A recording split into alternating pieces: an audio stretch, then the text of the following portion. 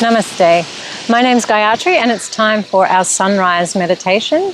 We're going to be going through some mindfulness today, of course some breathing, which we always start with, and we're going to be practicing some japa meditation on beads and some kirtan and spiritual wisdom. So very full morning and really wonderful, so you'll enjoy this. So we'll get you to close your eyes and just start to bring your awareness to your breath, feeling the breath. Just watching the journey of the breath, entering the nostrils.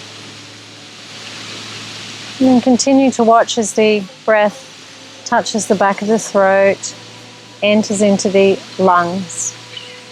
Then watch as the lungs expand and then contract as the air moves back out, touches the back of the throat, up through the nostrils and back out.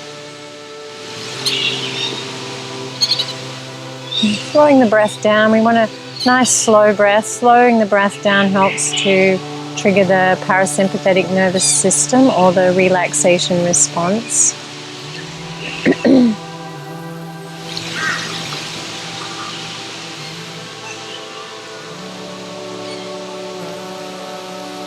We're going to place our hands on our belly below the navel.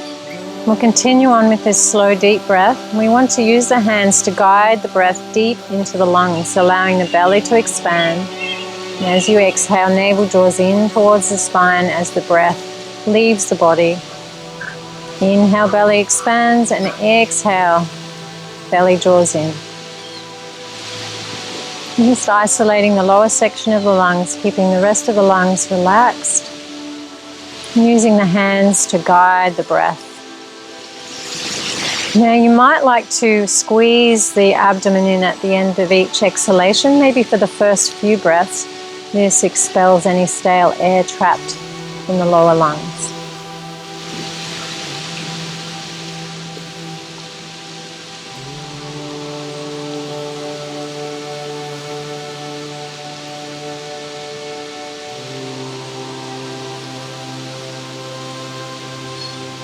And take one more into the lower lungs. And then we'll bring the hands to the ribs now. You can cross them over if it's more comfortable for you. And we're going to breathe into the middle lungs now. So as we inhale, ribs expand outwards, and as you exhale, they contract back in. So feel the three-dimensional movement of the lungs. Feel the lungs moving into the front, the sides, and the back of your body.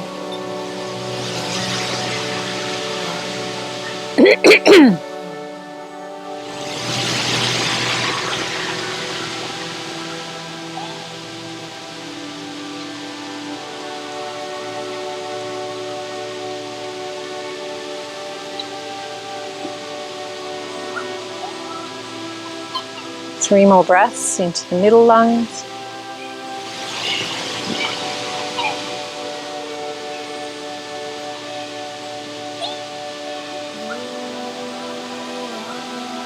And then we'll uncross and place them on the chest. You can bring them up if you're crossing them and bring them under your armpits if you prefer. And now we're inhaling into the upper lungs. So fingers are lightly touching the collarbones. So inhale, chest expands. As you exhale, chest softens. Inhale, collarbones slightly separate. And on the exhale, they move back towards each other.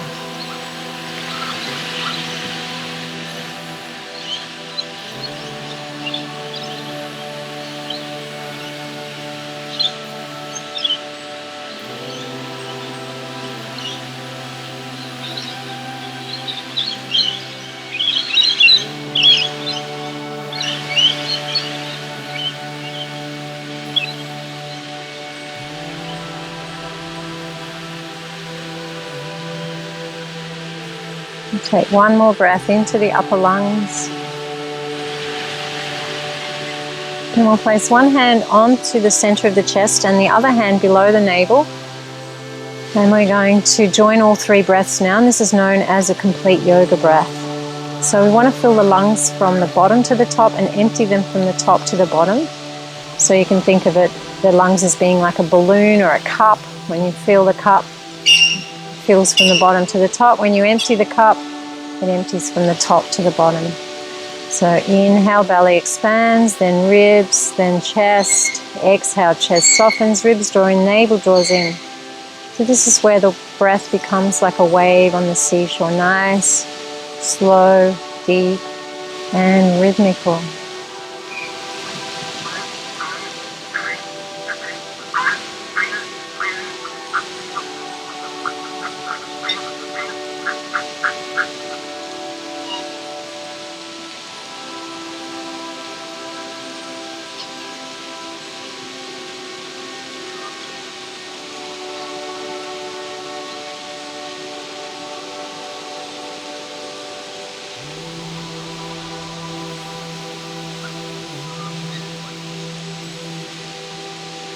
And take 3 more of these deeply relaxing breaths.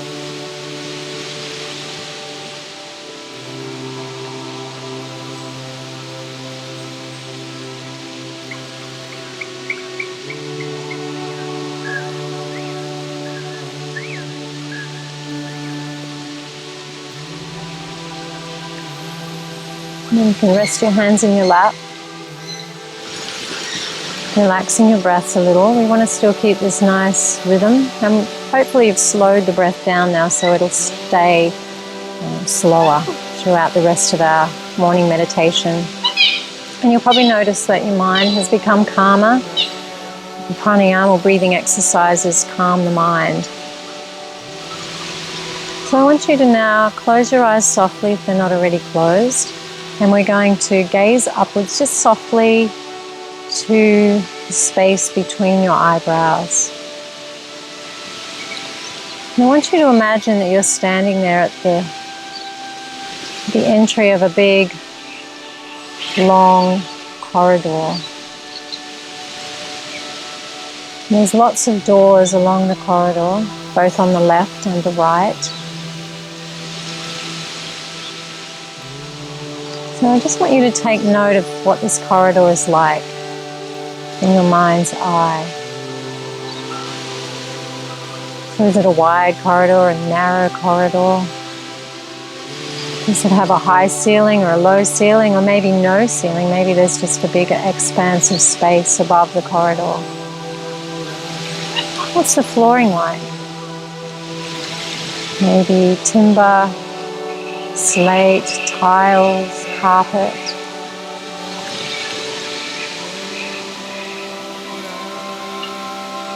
Take note of the color of the corridor. And the different doors, are they all painted different colors, or maybe they're made of wood? Maybe they're sliding, or they have handles on them. Just taking note of all the details in this corridor. And we're going to begin to walk down the corridor now, passing doors on both sides. You come to a door. Is it on the left or the right? Take note of that door, the handle. We're going to open that door now. I'm going to enter the room. In the room, you just stand at the doorway. It's not a very nice room. It's actually dark and dingy, moldy, not much air or light. Big, heavy curtains on the windows, no soft furnishings or anything pleasant there, just a couple of hard, cold stools or the floor to sit on. So you decide this is not a very nice room. It's dark, dark room. So we leave that room and we close the door behind us, enter into the corridor. You continue walking down that corridor. And we reach another door. We decide to enter that room. Take note of the door, the handle. Is it on the left or the right? And you open the door, take a look in.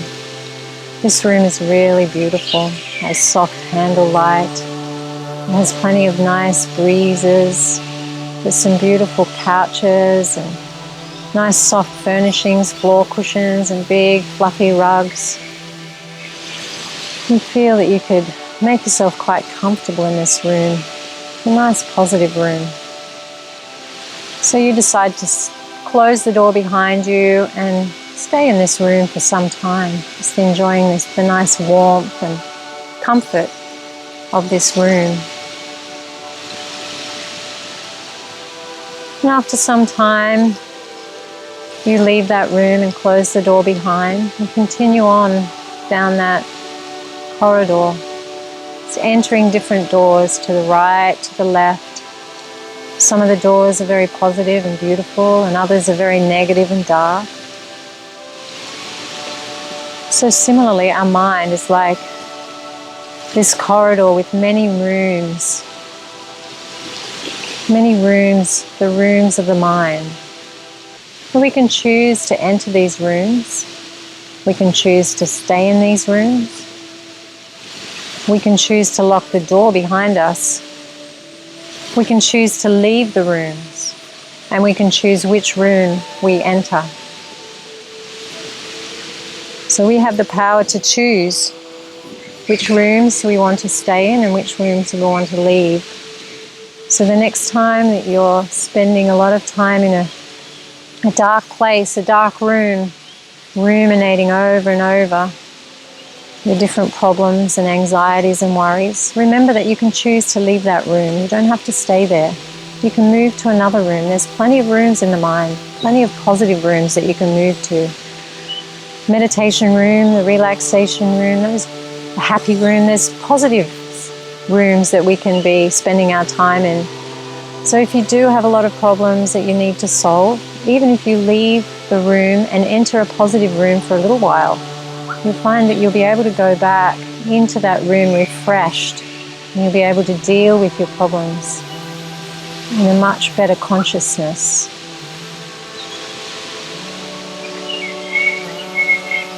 So it says in the Bhagavad Gita that the mind can be our worst enemy or our best friend. And if we spend too much time in these dark, negative rooms, then we're making our mind our enemy. By placing our mind in these positive meditation rooms, we actually start to make friends with our mind.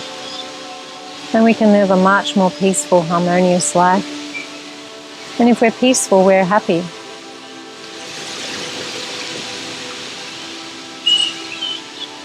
So we're going to now move into the japa room. The japa meditation is meditation on beads. If you don't have beads, you can just chant along with us. So I've got a set of beads here. This is just a nice little half set of beads. We're going to place our fingers on the bead next to the head bead. The head bead has a little tassel on it. Traditionally, we use the middle finger and the thumb, but there's no hard and fast rules. And you can move the bead a lot, or you can just hold the bead. Using more senses in our practice helps to keep our mind on our meditation. Our mind will go to where our senses are being used.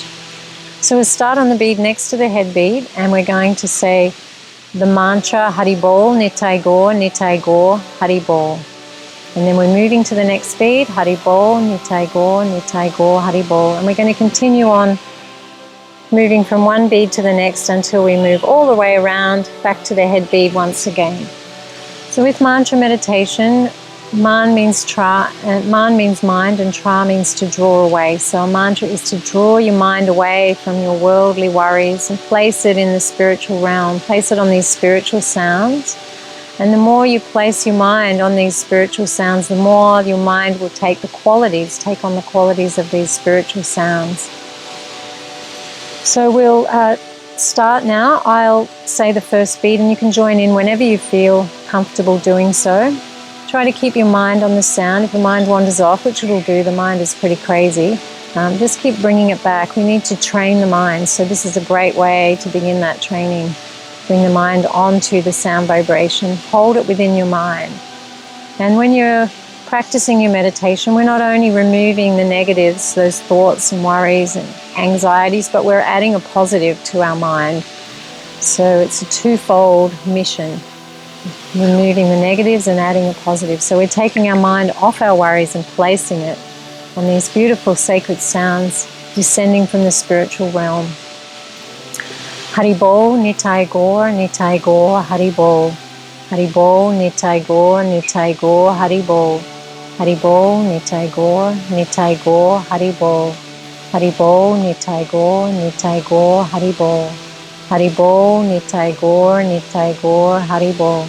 Haribol, Nitai Gaur, Nitai Gaur, Haribol. Haribol, Nitai Gaur, Nitai Gaur, Haribol. Haribol, Nitai Gaur, Nitai Gaur, Haribol. Haribol, Nitai Gaur, Nitai Gaur, Haribol. Haribol, Nitai Gaur, Nitai Gaur, Haribol. Haribol, Nitai Gaur, Nitai Gaur, Haribol. Haribol, Nitai Gaur, Nitai Gaur, Haribol.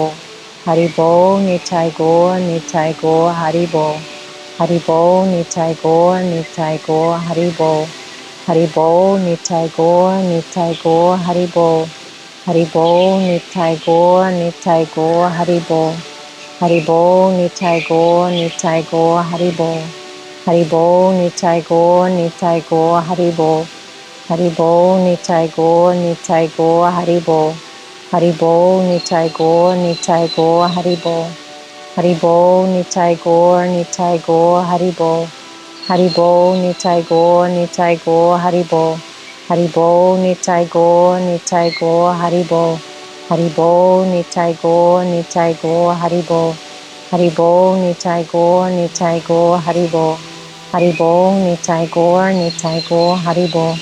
Haribol, Nitai Gaur, Nitai Gaur, Haribol. Haribol, Nitai Gaur, Nitai Gaur, Haribol. Haribol, Nitai Gaur, Nitai Gaur, Haribol. Haribol, Nitai Gaur, Nitai Gaur, Haribol. Haribol, Nitai Gaur, Nitai Gaur, Haribol. Haribol, Nitai Gaur, Nitai Gaur, Haribol.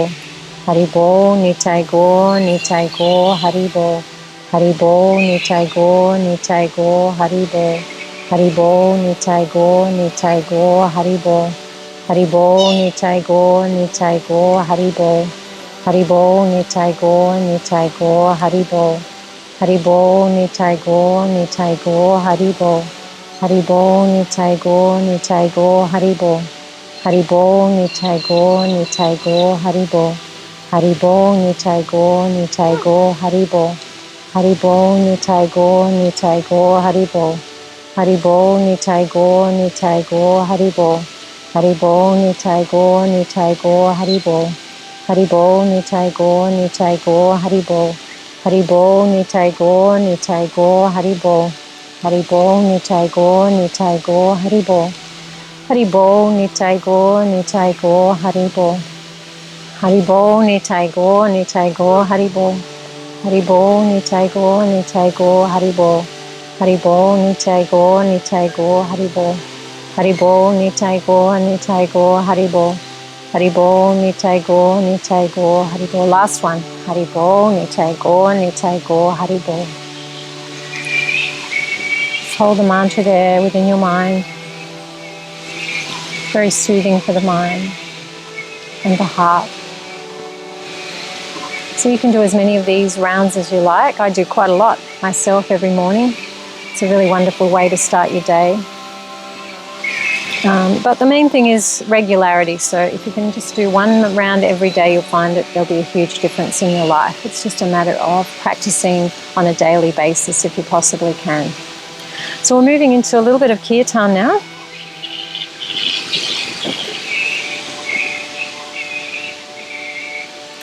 So we're going to continue on with the mantra Haribol, Nitai Gaur, Nitai Gaur, Haribol. And just keep your mind on the sound. And gently draw it back if it does wander off.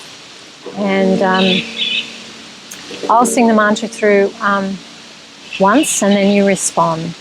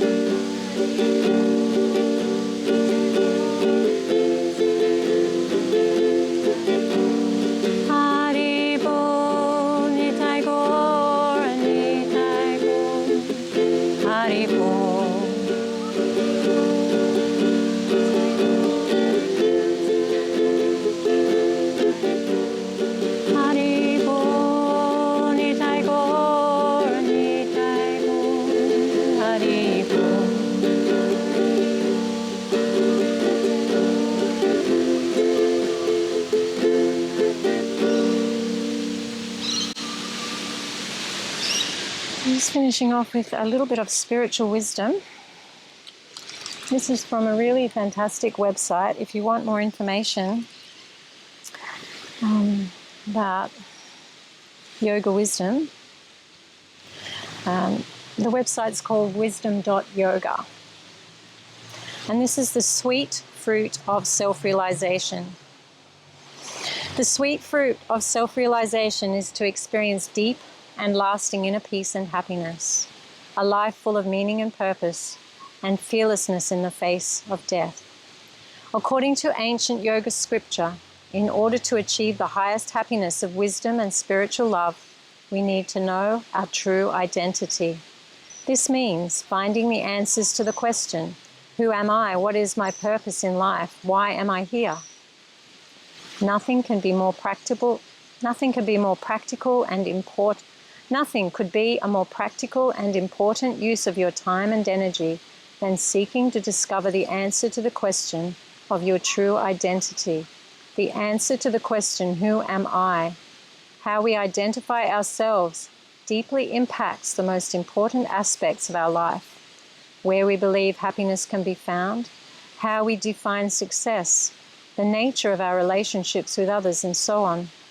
If we wish to be successful in understanding and achieving the goal of life, it is imperative that we discover our true identity.